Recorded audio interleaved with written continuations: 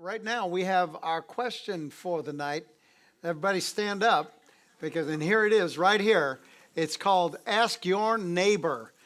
Would you want the ability to know your future? Wonderful, wonderful. You can be seated. Now, did you get to hear some interesting things?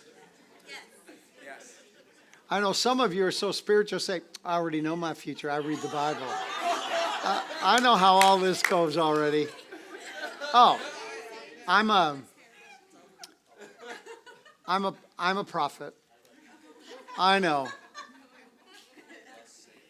I understand. But tonight, I want to talk to you about an interesting subject.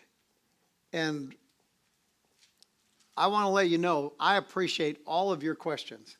And so if you have a question and you want to get it into, you asked for it, I am happy to take a look at some more.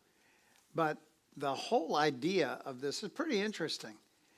And it was chosen for me. Isn't that interesting? The subject was chosen for me, because people wanted to know, why is the church such a judgmental place?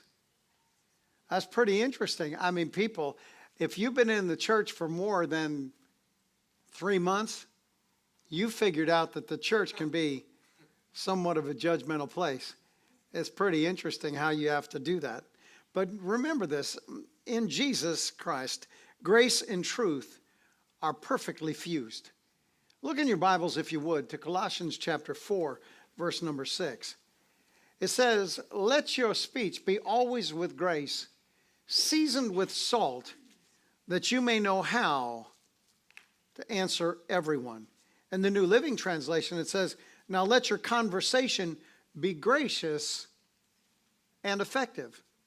Well, that's kind of different than judgmental. And then the Message Bible tells us, be gracious in your speech. Just be gracious in your speech. The goal is to bring out the best in others in a conversation. Not put them down, not cut them out. In the God's Word translation, it tells us this. Everything you say should be kind and well thought out so that you know how to answer everyone. I think if I could help people to really begin to know how to communicate to other people, almost 100% of their problems would go away. If there is anything that I feel kind of challenged about within myself, I feel that for many, or let's just say many times over the years, I've been tremendously misrepresented in my feelings. I think if I ever talk to anybody about something, I can get it worked out. In life, you have to learn how to be a negotiator. You have to know how to say what you're saying. How do I talk about this? Not do I talk about it, but how do I talk about it? Because I have to. I don't get not to. For a long time in your life, you think that if you avoid something, that it's going to go away. But it never does. It just surfaces again some other place, only this time it's uglier. Because people begin to believe that what you allowed them to believe was the right way to go about it, or that you agreed with what they were doing because you allowed it. It's pretty interesting to me. So if you remove grace from truth, you don't have truth at all, but a cold imitation of truth. Remove truth from grace, and you don't have grace, but you have an imitation of grace. Fusing grace and truth mixed, it's a difficult venture, at least. It's a difficult venture. So when you see grace and truth fused inside of a person's life, it is a rare commodity. Never, ever take for granted someone who can actually accurately mix grace and truth together. And the church is confused about how to define it, let alone how to exercise grace and truth together. So what is it, and how do we live this out? So there are a number of words that are used for the word judgment in the scriptures, and what I want to do is I want to go over them. But I want to tell you first, I really enjoyed looking at this because I had to go back and pull out a Strong's Concordance.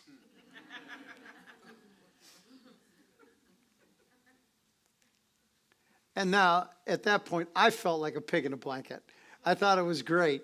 I really enjoyed doing it and enjoyed seeing how many different words were used for the word judge, judgmental, judgment, all these different things. But you have to remember, every one of them can mean a real different thing. So the word judge is just the word krites. And if Connie's around, there's Connie right there. Connie, I understand I am going to the Greek language. So please, let your thoughts be always with grace, seasoned with salt. But yeah, that's pretty interesting, seasoned with salt. Let your speech be always with grace, not with the ignoring of salt.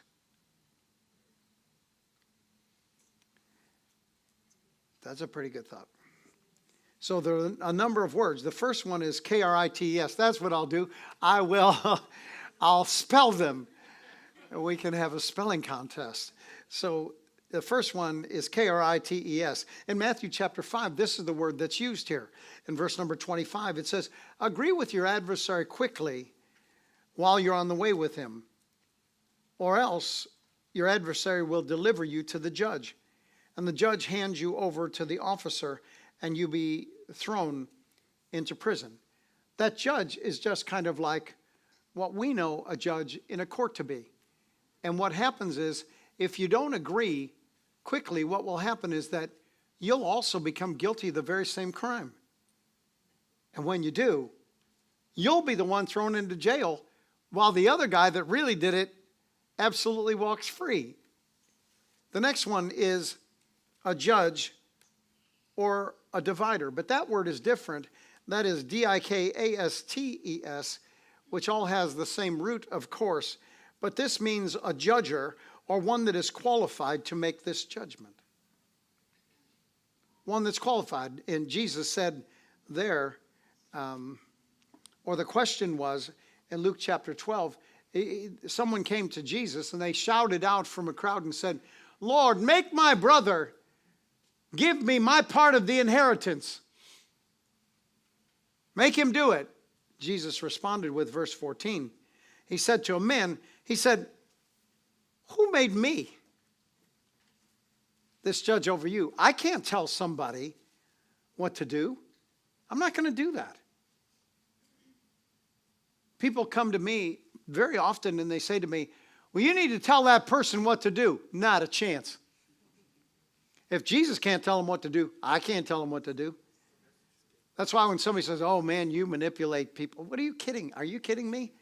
Oh, you always have your way. I think. And then the greatest person who's deceived in that issue is me, because I don't think I hardly ever get my way. I'm just happy to get along. I'm kind of like a get along Rob. That's what I do. It's like, I give up to get along. And so in the Message Bible, it says, he replied, he said, Mister, what makes you think it's any of my business to be a judge or a mediator between you and your brother? What gives you that idea? The next one is the word krino. Once again, in its derivatives, the implications of that are to condemn and to punish, or to avenge and conclude, or condemn and damn someone, or decree something over them, or to determine something about them, and to esteem them, or to call them in question, or to pass a sentence on that individual. The word judge. And there you find it in Matthew chapter 7, beginning with verse number 1. It tells us this. He says, don't pick on people and jump on their failures or criticize their faults unless, of course, you want the same type of treatment. See, now here's where you're beginning to make your challenge, is that many people have the idea that then they don't have to have a thought about it at all. And that's not true. You have to do that. You have to have a feeling about everything. That's the reason why the only feeling that you can embrace is what God's feeling is about it. Not your emotions, not how you think about it, not what you think is right, or not understanding a person's plot or their plight in life. I don't consider my own plight. You know, it's interesting is that in the Garden of Gethsemane, when Jesus was facing off with difficulties and just about to have life come to a close, he goes and he prays and he says, Father, let this cup pass from me. Then he goes back to the disciples.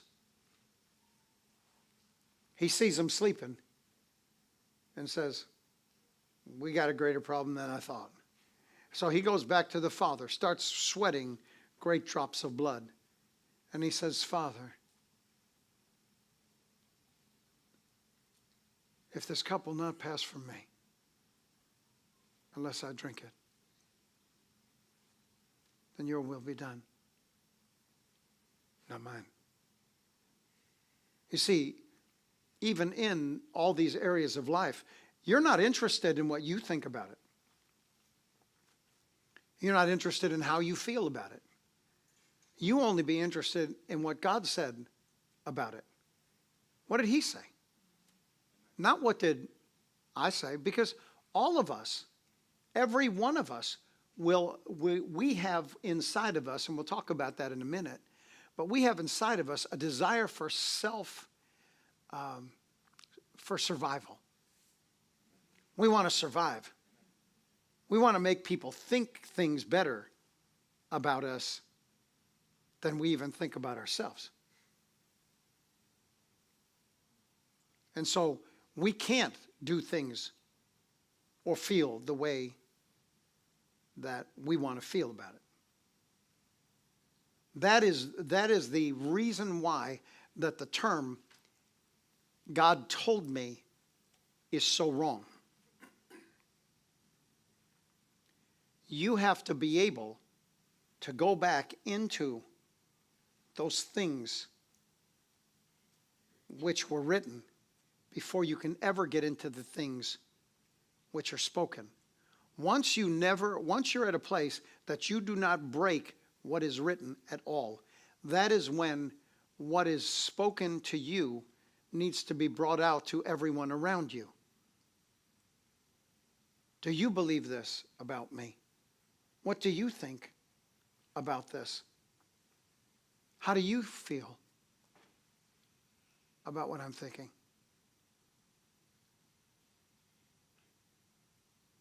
It's not like, well, this is what I'm going to do. It's not that. Because whether you realize it or not, it's kind of like taking the person next to you, just taking their arm and then hitting it with a cleaver. Because that didn't hurt you, that hurt the person next to you. That didn't really mean anything to you. You got to do what you wanted to do. But it basically just sliced this guy's arm in half. Now, he's not going to be able to use his arm. But for you, you go over and you say, well, I can't believe that, that they just can't believe God. See, what you do matters to everyone. And so he said, don't pick on people, jump on their failures, criticize their faults. Give up criticism.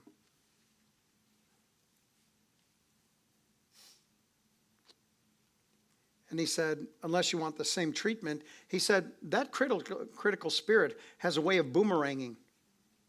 It's easy to see a smudge on your neighbor's face and be oblivious to the ugly sneer that you have sitting looking at you in the mirror. Do you have the nerve to say, let me wash your face for you, when your own face is distorted by contempt?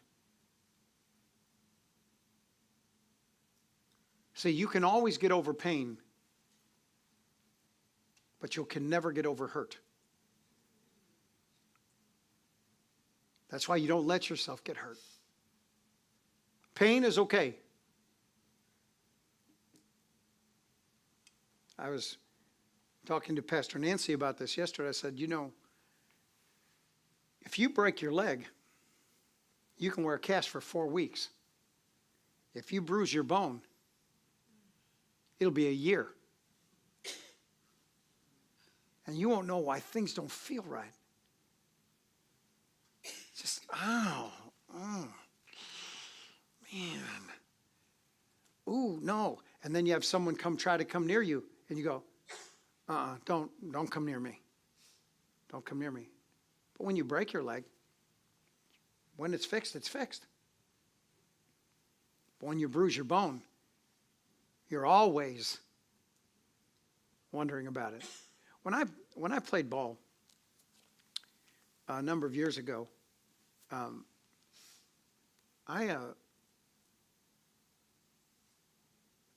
was in between football season and baseball season. And I went up and I caught a pass that was thrown. And when I came down, I chipped my elbow. Now, I didn't break it. I chipped it. So I wasn't moving it. It didn't have any symptoms of being broken. Till finally, they discovered that my elbow was chipped, which they couldn't do anything about. They said, you're just going to have to heal. So when season came around, I started noticing. My arm was as strong as it was. The only problem was that when I went to extend, I wouldn't do it. There's a guy on the Cubs right now. It's a pretty interesting guy, I think, but he will not throw to first base. He won't throw it. How many of you guys know that? He won't throw to first base. What's his name? John Lester.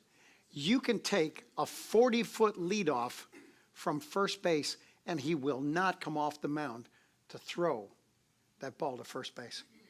He'll throw to second. He'll throw to third. He'll do anything. But he will not. I'm sorry? For the first time? When? Today? Saturday. So the first time. But he would not throw to first base. So guys could take as much from him as they wanted. But he wouldn't throw. That's because you have a memory. And I remembered about my arm. And so whenever I would go to extend it to do what I needed to do, I got a memory. And my memory made me pull my arm back. And all of a sudden, I wasn't effective anymore. My dad thought that I quit playing ball because of Linda. She was the bad influence. He said, it's because of her. It's because of her. I said, you're right, Dad. You're right. No, actually, I told my dad, I said, no. I said, Dad, I lost it. I don't have it. I don't have it anymore. I got afraid. And when you get afraid, isn't it true that you actually treat people according to the way that people used to treat you? It's really true. It's really true. That's the reason why you have to fight as much as you can to get over all that stuff. In verse number 5, he said here, then, it's this whole traveling road show mentality all over again, playing a holier than thou part instead of just living your part. He said, wipe that ugly sneer off your face, and you might be fit to offer a washcloth to your neighbor. Give up being critical, is what Jesus said. Then the next word is anakrino, which means to scrutinize. This is probably the one that people are thoughtful over. And it's to scrutinize and to investigate, interrogate, and to determine and ask questions of, and to examine and search them and judge what they've said. In 1 Corinthians chapter 4, verse number 3, the Apostle Paul said this. He said, it matters very little to me what you think of me, even less where I rank in popular opinion. He said, I don't even rank myself. Comparisons in these matters are pointless. He said, I'm not aware of anything that would disqualify me from being a good guide for you, but that doesn't mean much because the master is the one who makes the judgment. He's the one who does. He said, so don't get ahead of the master and jump to any conclusions about anything with your judgments before all of the evidence is in. When he comes, he'll bring out in the open place and place in the evidence in all kinds of things we never even dreamed of. Inner motives and purposes and prayers. Only then will any one of us get to hear the well done of God. See, people think more about scrutinizing people. They think about being critical about them and about how they are. But I don't believe necessarily that we're really looking at why is the church so judgmental. I don't believe that's the word that we're looking for. As I thought about it, that's not the word that we're looking for. I believe the word that we're looking for isn't judge, but judgmental, nosy busybodies and gossips. Why is the church so judgmental? Why are people judgmental about things they don't know about? Why are they nosy? Why do they want to get in everyone else's affairs? Why do they want to know what's going on? Why are people so busybody? Why does everybody know everything? And why are they talking to people? It's so funny to me. I could go on Facebook right now and see every person used to come in this church, and they're all friends now. It's really true. I mean, it's like, shoot, you were never friends before. Now I have done so good for you. I've actually been able to bring you together. You should be so grateful for me. So thankful. But how is it that they come together? You're going to find out why. But I asked some people if there was judgment in the church, and here's what their answer was. We asked a number of individuals. They said, yeah, there's jealous people in the church. There's jealousy in the church of Jesus. There are people that are being religious in the church. They're being Pharisees. Jesus dealt with that. They're judging others by their outward appearance and not their integrity. Well, when someone said that, I mean, I'm good about them saying that. I just have a question about that. And that is, you apparently know something about that person that none of the rest of us do. Because you said that someone was judged by their outward appearance and not because of their integrity, which means that you believe they have integrity.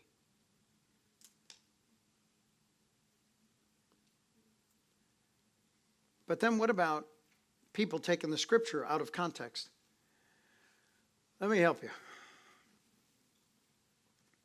I don't know that that's ever going to change. Because people, we actually live in a relationship with God by snippets. I'm kind of like, I have that, the Bible app, I think it's YouVersion. How many of you have YouVersion on your phone? That's really awesome. Now, how many of you read Bible plans they got? Yeah, do you? You like that? That was pretty good, isn't it? You know, that is really good stuff. But I began to think about something as I began to look through some of those studies that they have, or some of those little things. And that is that very thing is good for what ails you. But that very thing is not good for you to try to live by. That's good. Because all you have is something that goes right down that street. And the Bible has 750,000 plus words in it. It doesn't have 3 verses here, or a verse in Proverbs, then a verse in Exodus, and a verse in Micah, and a verse in Mark, then a verse in Revelation. All of that 1,189 chapters, is what actually is your family tree. All of it. The good, the bad, the ugly, the disappointing, and the excitement part. That's our family tree. That's who we are. And so, what about, they said, taking scripture out of context, or manipulating those people, or manipulating people by a scripture into what they call deception? I think that's a pretty interesting thought. But let me just kind of give you a principle that I've told you many, many times before, but it remains true. And that is, we fool ourselves and call it walking in love, not really realizing that we're actually leading others down a road of being deceived. Well, somebody says, yeah, but I didn't know. Well, do we need to? Or do you need to trust God? What is it you need to know? Do you need to know every horrible thing about someone?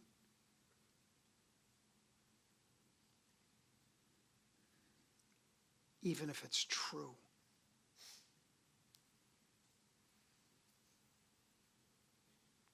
The dirtiest part of my life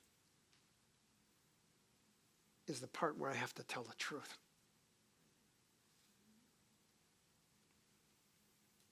Not where I lie. It's where I have to tell the truth about something. Because I didn't want to tell the truth. I wasn't going to lie. As a matter of fact, I wasn't even going to bring it up. But we have such a thirst to know stuff. We want to know all of it. Well, why? I don't want to know why. I want to know. Let me go and ask Peter Daniels about what he thinks about this. I don't want to know what the guy that I see on State Street, I don't care what he thinks about it. I don't care.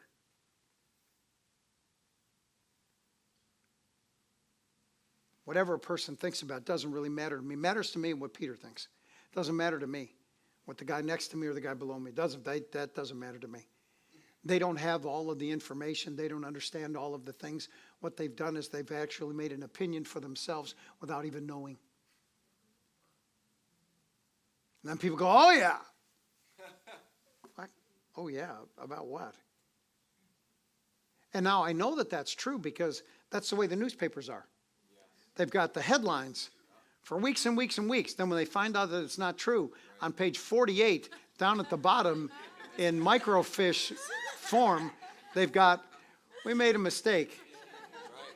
How many of you remember microfiche? You remember that?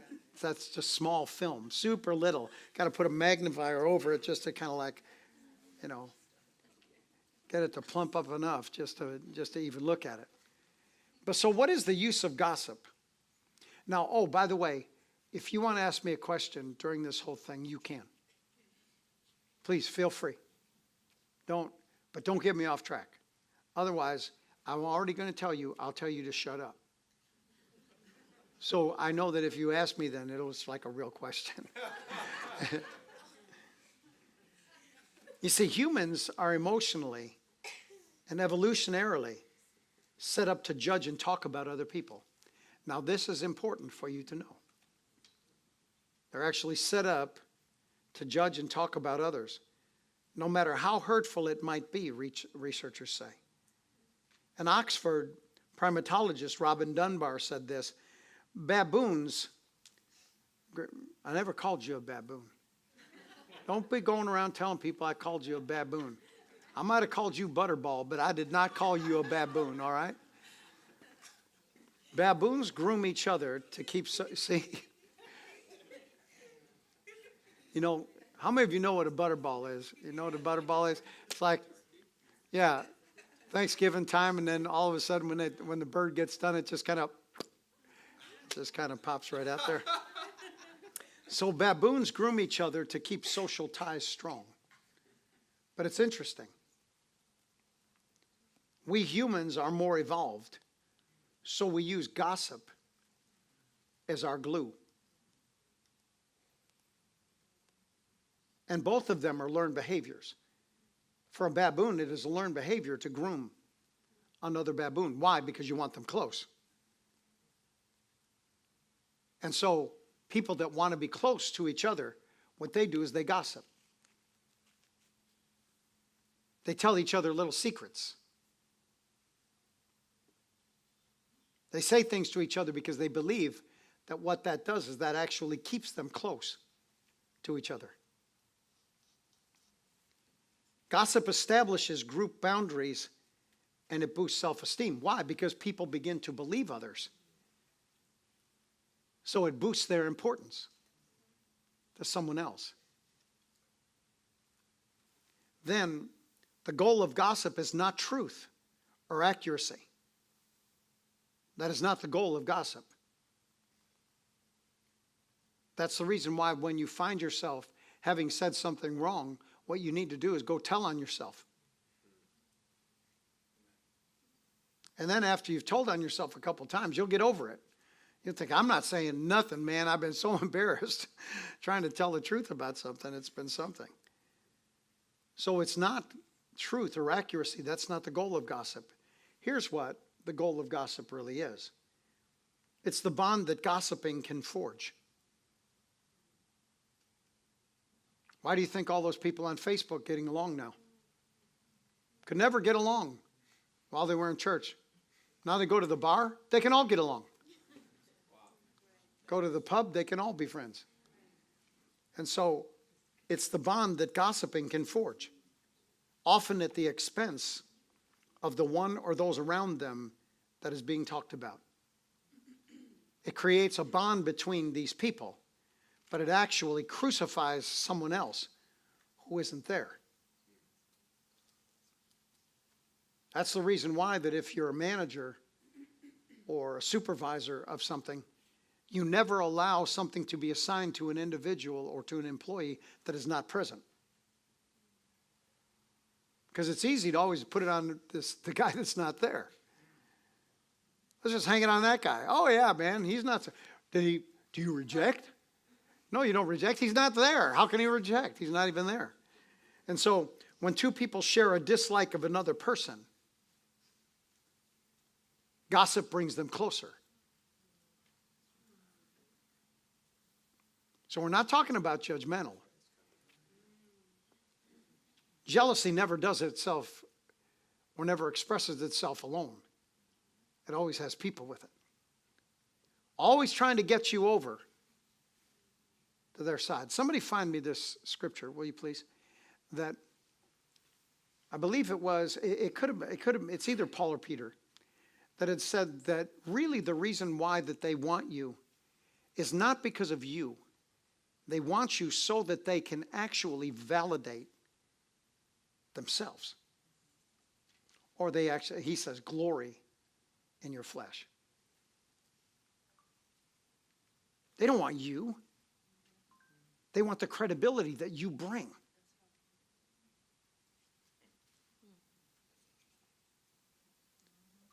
We just actually had to make a decision based upon our facility, and that someone wanted to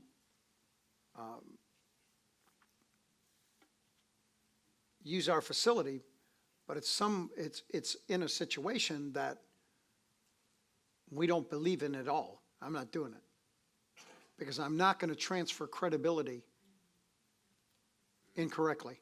I don't care how much money you give me. I'm not transferring credibility. It's Galatians 6:13.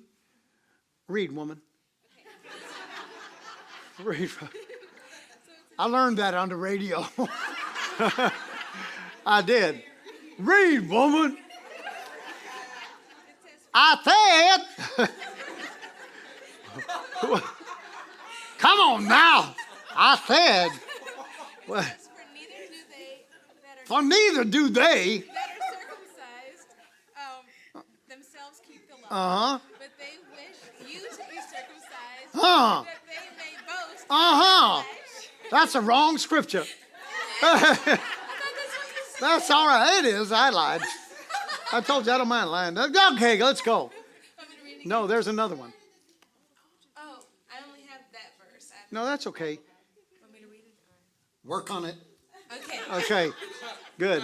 No, what it is that there's a song, actually, I think that Fleetwood Mac did.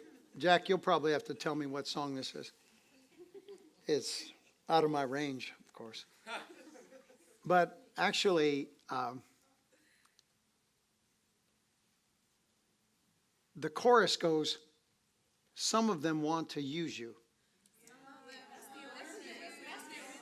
See, notice how everybody knows this one? And then what is it? Yeah, that might be, it might be Annie Lang, so it wasn't Fleetwood Mac. And some of them want to be used by you.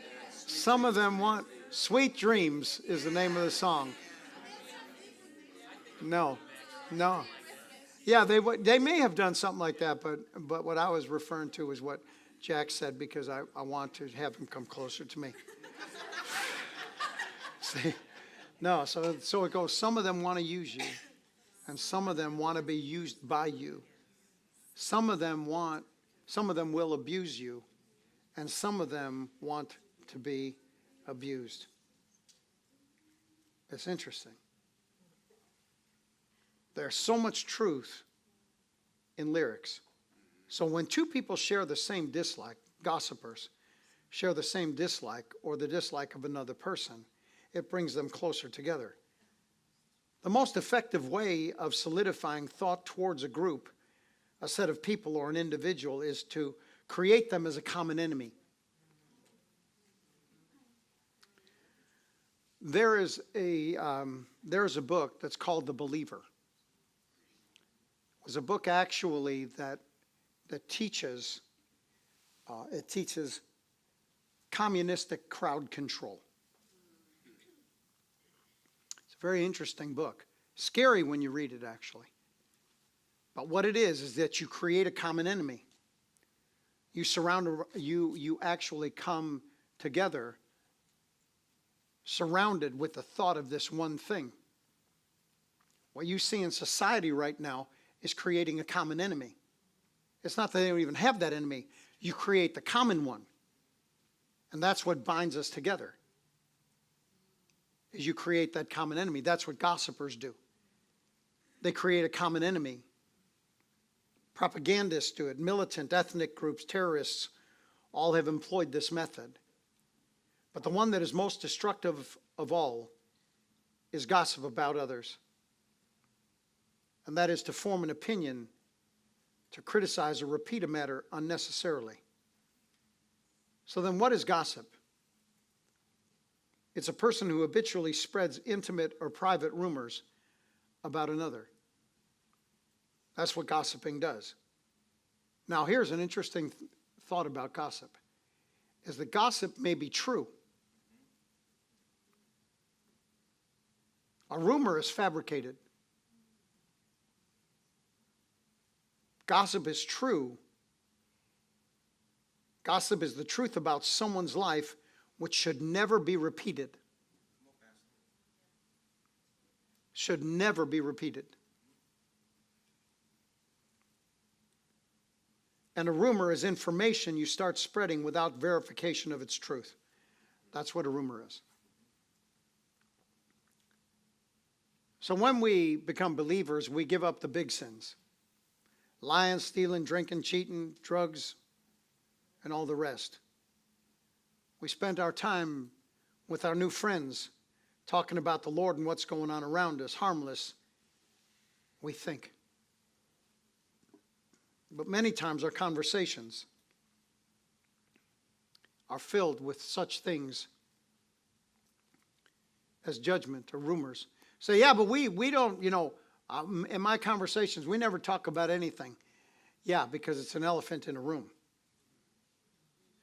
You talk about it by not talking about it. You talk about it by avoiding it.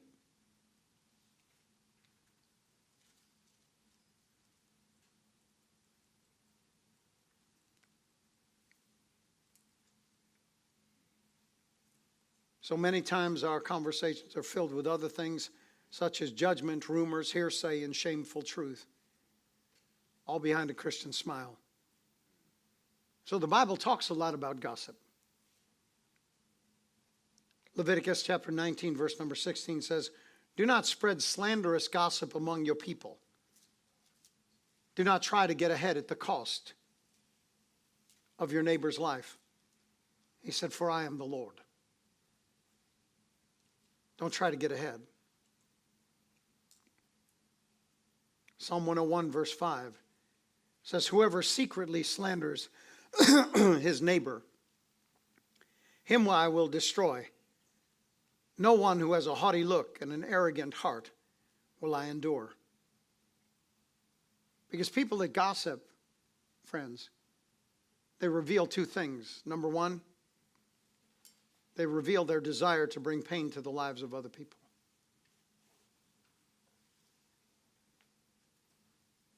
And number two, whether you realize it or not, their desire is to be involved in the same sin themselves. What they don't realize is they're actually setting a date for their own dismantling. In 1 Timothy chapter 5, verse number 11, it says, "The younger widows should not be on the list, because their physical desires will overpower their devotion to Christ, and they'll want to remarry. Then they'd be guilty of breaking their previous pledge. Besides, they're likely to become lazy and spend their time gossiping." You think, my gosh, how did that happen? You have to realize the Bible is true regardless of how we feel about it. You know, one of the biggest problems of what's called social Darwinianism has to do with science and the science experiment. What happens is that people do not believe that they are part of this experiment in life. What you don't understand is that you are the experiment.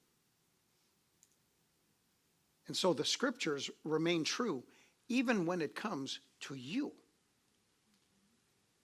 Even if you think that it has nothing to do with you.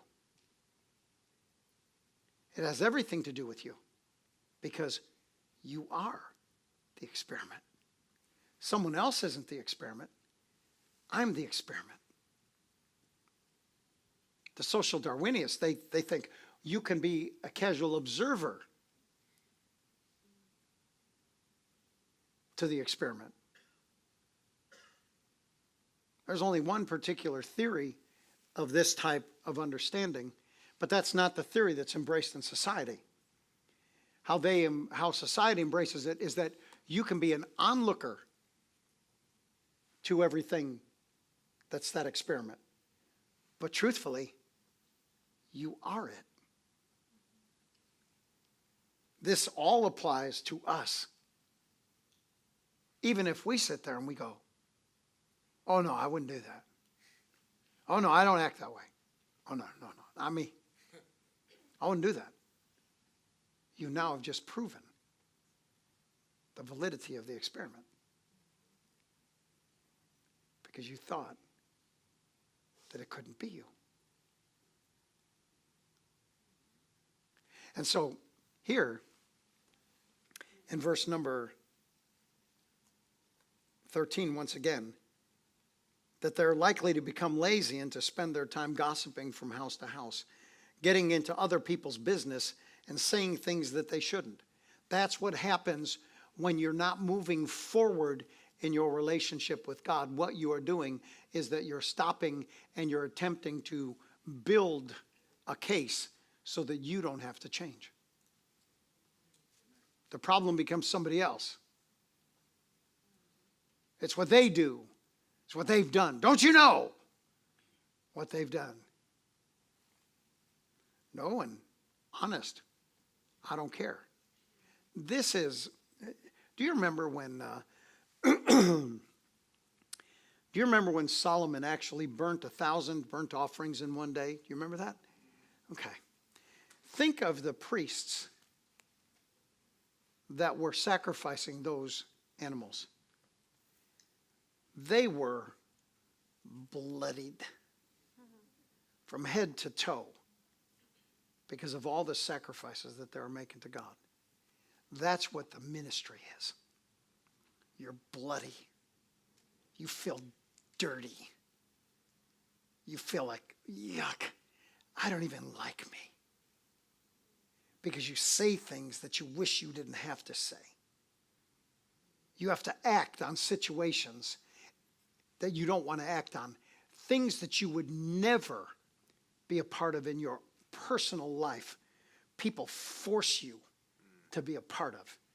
And these widows, when they were too young, instead of actually going and praying for the church, which is what their role was to do, they broke their former pledge, and then they began to wax wanton against Christ and to want things that younger women wanted while the church was paying them to do so. And he said, because likely what's going to happen to them, they're likely to become lazy and spend their time gossiping. Why? Because they have something to gain by what they say.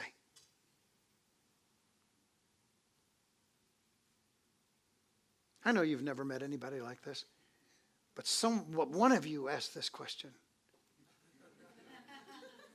So don't raise your hand because everyone else is going to beat you up. But where does God place gossip?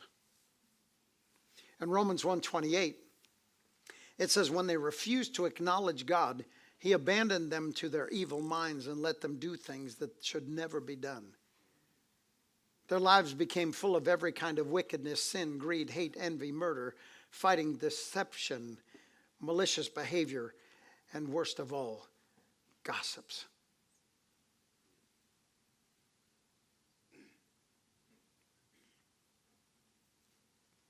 That was worst. They're backstabbers. Haters of God. Wait a second, this is the church we're writing to. Haters of God. Insolent, proud, boastful. They're forever inventing new ways of sinning and are disobedient. Disobedient to parents. You mean to tell me that even young people got into this?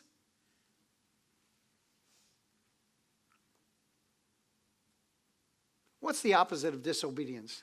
Obedience. What is it? Obedience. But that's a word people don't want to hear. Like obedience. Doesn't obedience mean something? He said that they were disobedient. He said, my gosh. He said they refused to understand. They're not trying to understand. He said they're heartless and unforgiving. He said they're fully aware of God's death penalty for those who do these things, yet they go right ahead and do them anyway. And worse yet, they encourage others to do them too. Come on, you have an opinion. I'll never forget from the time that Linda and I, when we came to Christ, it was within probably 6 months or 8 months to us first coming to Christ that what we did was we began to see people begin to spend time together, called it friendship, and what they did was that they ate the pastor for dinner. Betty, you were there. Yes, How long have I known you? a long time. 41 years. 41 years. How many? 1976, so. That was, Well, eternities of eternities, forever, Pastor, forever. okay, Betty.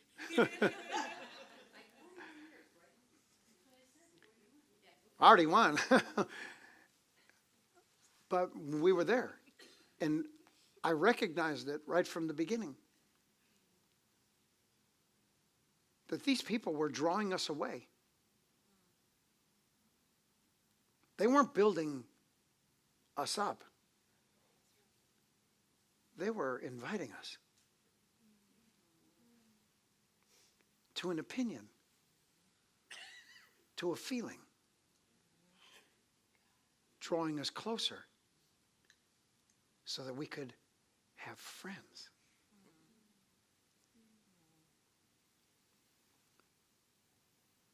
And man, every one of them bit the dust.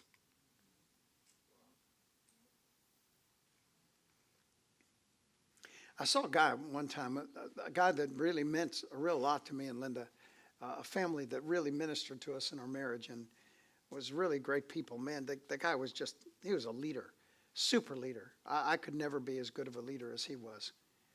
And he was just wonderful.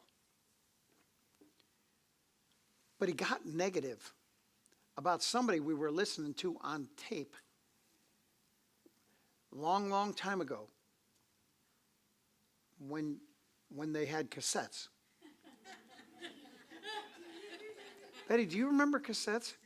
Do you remember 8-tracks? Do you remember what was before 8-tracks, Betty?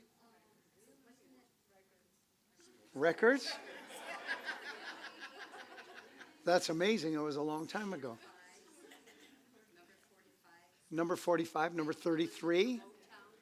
Yeah, you used to listen to Motown. You know, I wanted to listen to the Four Tops really bad yesterday. I did. I didn't, but okay. So this guy got real negative about this person. He's just making fun. But somehow, I knew.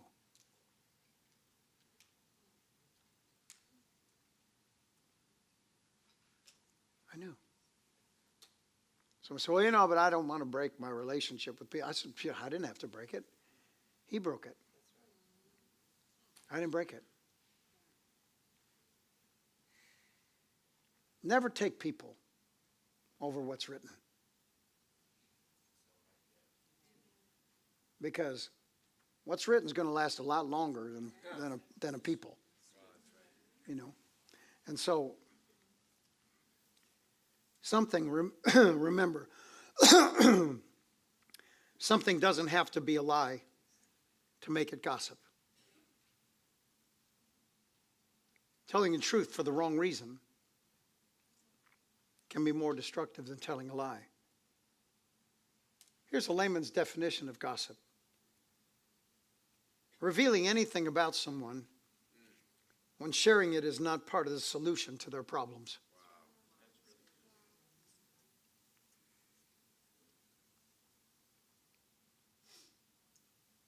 You know, I had my friend Mike told me that he had an employee of his that came to him and said to him, oh, doctor, I'm telling you, man, I was with this person yesterday, man, I'm telling you, you need to really watch out for this person. You need to really watch out. He said, well, why? He said, because I'm telling you, for 2 hours, Man, they slammed you. They talked about you for 2 hours. Man, I'm just warning you. I'm warning you. I'm telling you, doctor, just don't, you need to watch out. You can't trust that person. He said,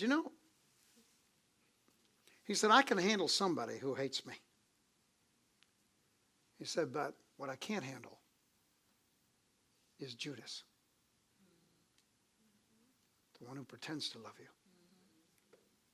who doesn't. And so, like I said, revealing anything about someone when sharing it isn't part of the solution. If you're not going to solve anything, there's no reason to share it. Oh, yeah, because I'm telling you, truth can be more damaging than lies.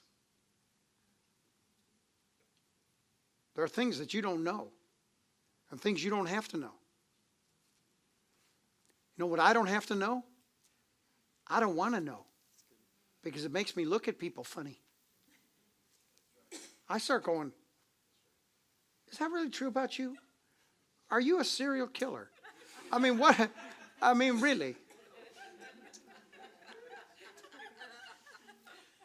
Ted, have you really killed all those women? Ted Bundy, no way. I didn't do that. But are you listening? Do you listen to it? Do you think it's being a friend if you listen? You see, you want to know why is the church so judgmental? The church has created hundreds and even thousands of friends. It's created certain intimacies. People believe that they have that level of relationship with you that they can talk to you about anything, and you can talk to them about anything. That's the reason why you need to know that what you say needs to actually be seasoned with salt and always with grace. Let me ask you this. Do you judge alcoholics for being an alcoholic? I mean, even if you're against homosexuality, do you do things that you shouldn't about that?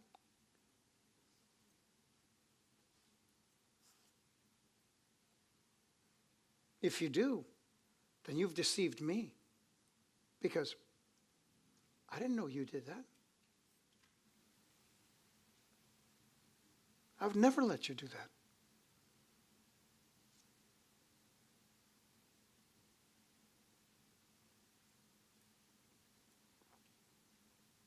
The minute that you're without sin, you throw the first rock. Let me get it for you. I'll pick them out. I'll get you some really nice ones. I promise, man, the rocks I pick for you, they're going to be the best ones you ever thrown. But I'm not throwing them.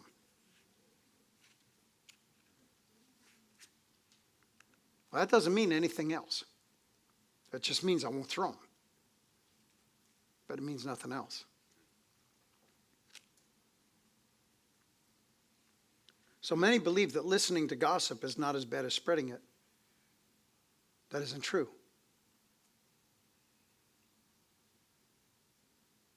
If you want to stop the church from being judgmental, start right there.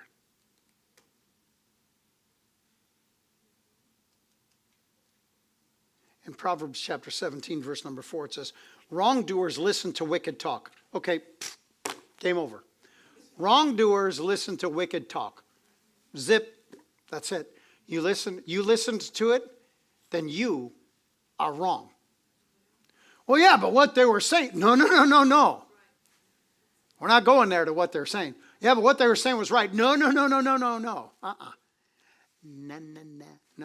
we're not going there. Because wrongdoers listen to wicked talk. So let's not try to get into what they talked about. Let's get into the fact that you were a wrongdoer before we ever started. Isn't it amazing that, how many of you have ever had your picture taken by a speed camera? Have you had your picture taken by a speed camera? When I, first time I ever got one of those, it was like this.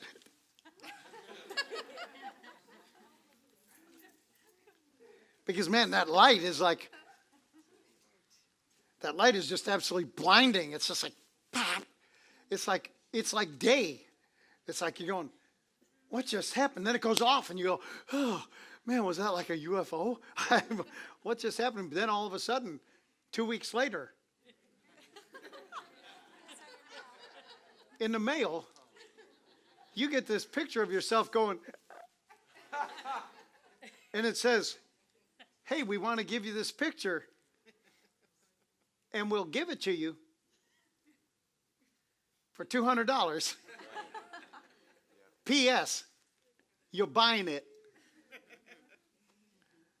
It's like, so wrongdoers listen to wicked talk. Liars. Everyone say liar. Liar. Ooh. Liars pay attention to destructive words. Well, you know what I heard. There you go. You liar.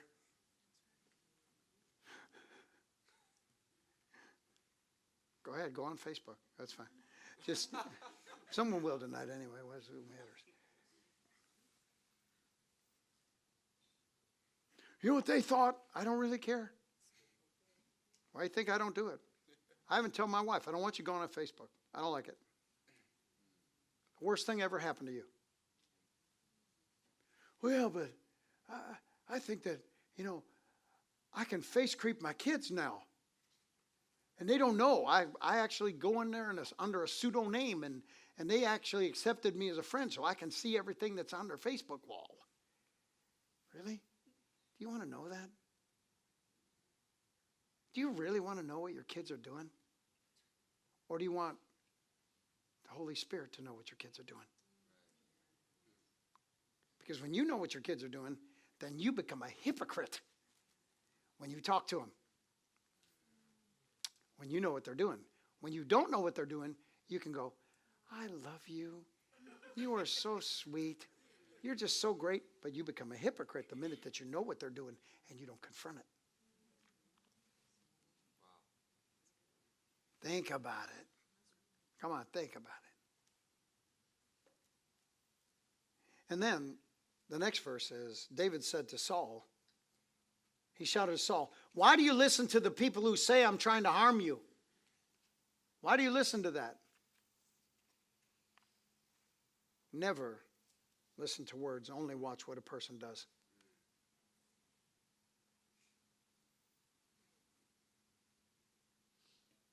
See, my thing, I've even said over the year, I've said it consistently that, you know what? I may wobble about something. And you may even get me to talk about it. But watch what I do. I want you to say, oh my gosh, I can't believe what you just said. No, you know what? If you don't want any intimacy from me, say that one time. Because you'll never again know what I think. But you'll never be able to see how you can recover from thoughts you don't want to have. You think that people's thoughts are also pure? Why don't we just bring yours out?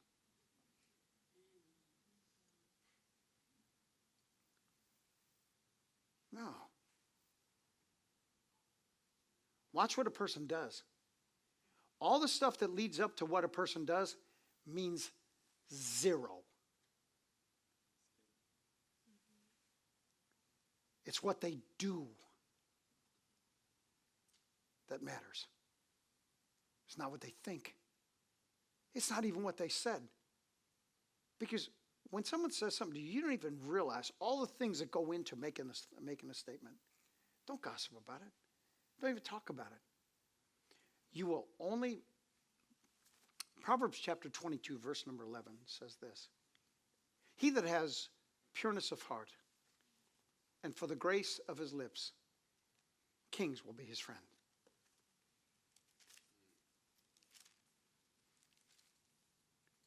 In your life, be someone that can be trusted.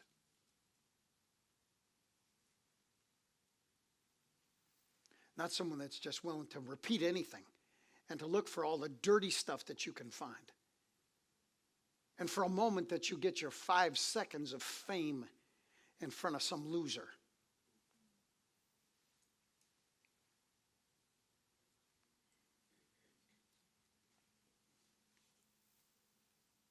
In the Message Bible in 1 Samuel 24:9, he said, he called out, "Why do you listen to those who say David is out to get you?" 1 Peter 4:15 says, "But let none of you suffer as a murderer or a thief or evildoer or as a busybody in other man's matters." So we must firmly say, learn this, what I'm about to say. I'm sorry, but you're telling me something that I really shouldn't be listening to. You need to take this to the Lord and those involved. Don't bring it to me. Proverbs 6:19 says, "A false witness who speaks lies or rumors, and one who sows discord," which is gossip, "among brethren, God hates it." Those who talk about rumors and those who gossip with their brothers, God hates that. Proverbs 17:9 says, "He who covers a transgression seeks love, but he who repeats a matter separates the best of friends." Proverbs 16:28 in the NLT. I'm getting close to the end, folks. Hang in there. "A troublemaker plants seeds of strife.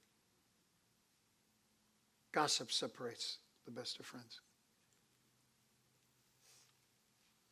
Proverbs 26:20 says, "Fire goes out for lack of fuel, and quarrels disappear when gossip stops."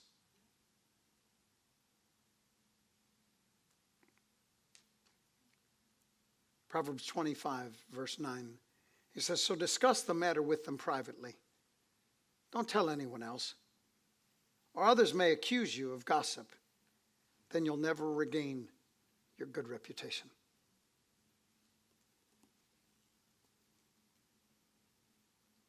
Amen.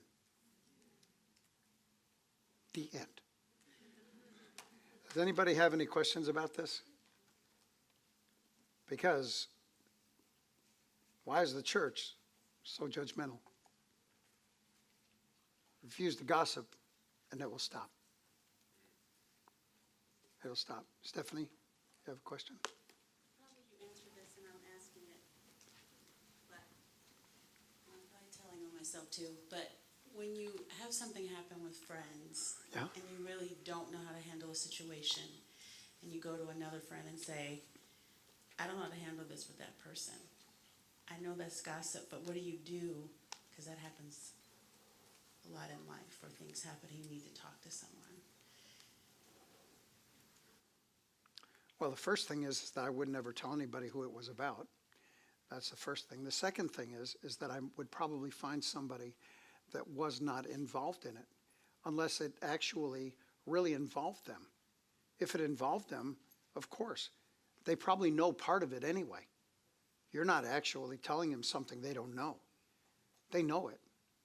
Now, if what you're doing is you're telling them that because you're trying to get them on your side about it, that is the gossip part. Okay? Anybody else? Okay, that's good, because I know all of you are going to do the right thing. Anybody else? 5, 4, 3, 2, 1. Blast off.